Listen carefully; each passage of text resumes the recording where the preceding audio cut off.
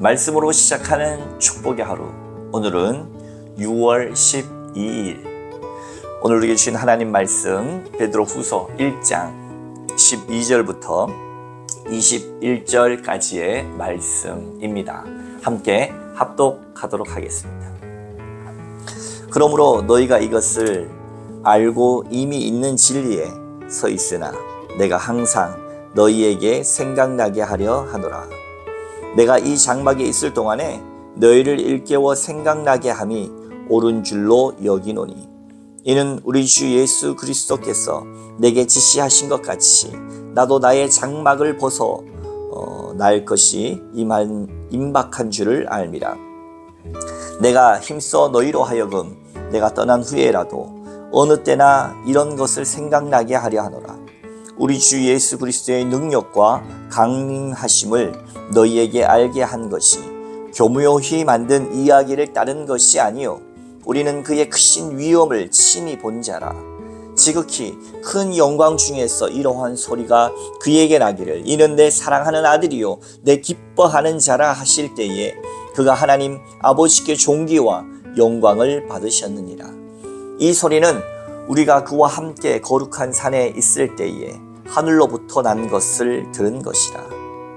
또 우리에게는 더 확실한 예언이 있어 어두운 데를 비추는 등불과 같으니 날이 새어 샛별이 너희 마음에 떠오르기까지 너희가 이것을 주의하는 것이 옳으니라. 먼저 알 것은 성경의 모든 예언은 사서로이 풀 것이 아니니 예언은 언제든지 사람의 뜻으로 낸 것이 아니요 오직 성령의 감동하심을 받은 사람들이 하나님께 받아 말한 것입니다. 아멘.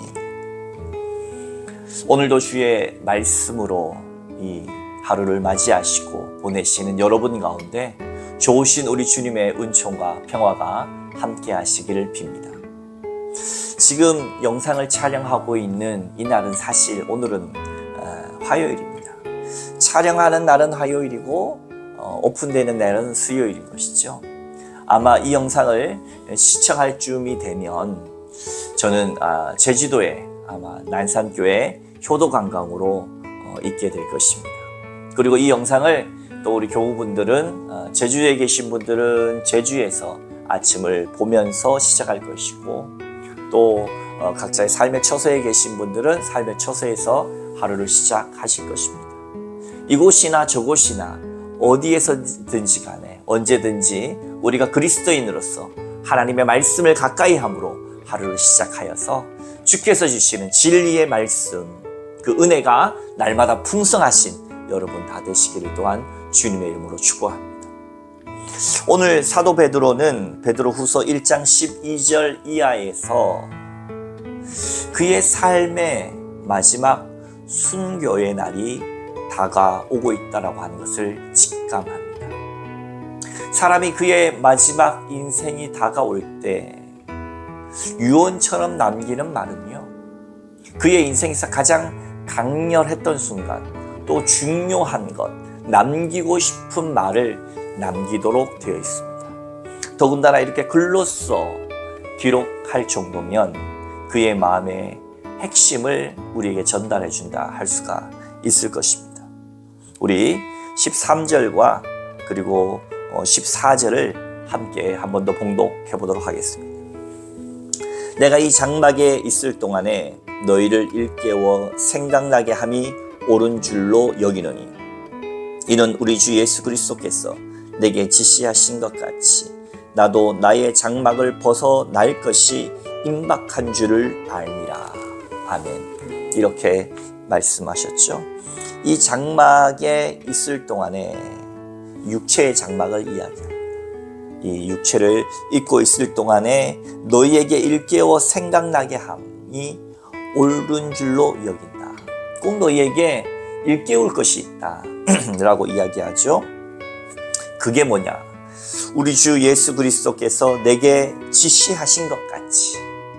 여러분 생각해 보십시오. 우리는 다 주님의 증인이고 주님을 증거하는 사람이다 라고 합니다.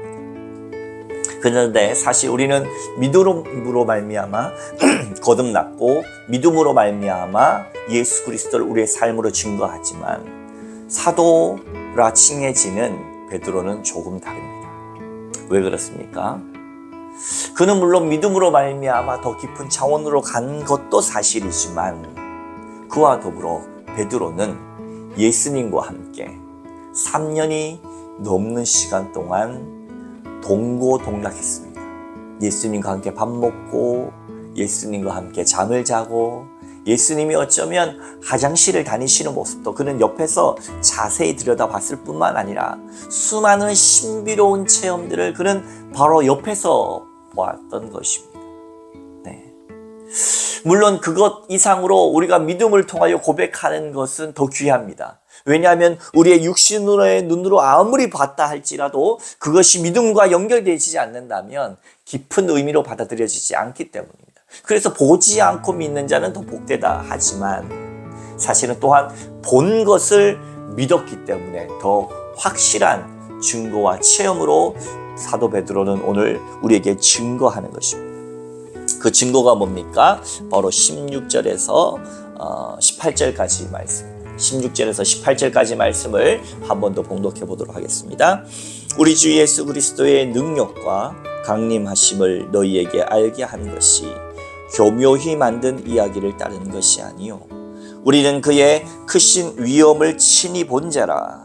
지극히 큰 영광 중에서 이러한 소리가 그에게 나기를 이는 내 사랑하는 아들이요 내 기뻐하는 자라 하실 때에 그가 하나님 아버지께 존귀와 영광을 받으셨느니라.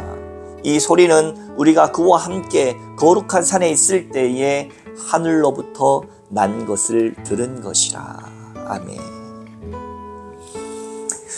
사도 베드로 당시에 기독교는 수많은 핍박 가운데 있었고 많은 핍박 속에서 변절자들도 생겨났으며 뿐만 아니라 이 기독교 신앙을 공격하는 다른 수많은 이단, 거짓 교사들도 팽배했던 시절입니다.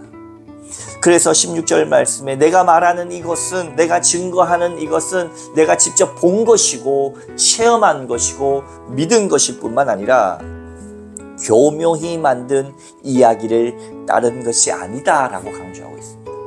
왜냐하면 당시에 수많은 교묘한 이야기들이 기독교 신앙을 도전했기 때문입니다. 예수의 십자가 그 말씀이 육신을 입고 온 그것을 향하여서 어떻게 신이 인간이 될 수 있는가 등등의 이야기들을 통하여서 천시 여기던 시절 베드로가 이렇게 힘주어 담대히 말할 수 있었던 이유는 뭡니까? 그는 체험했고 그 체험을 통하여 확실한 믿음 가운데 거했기 때문에 그렇습니다.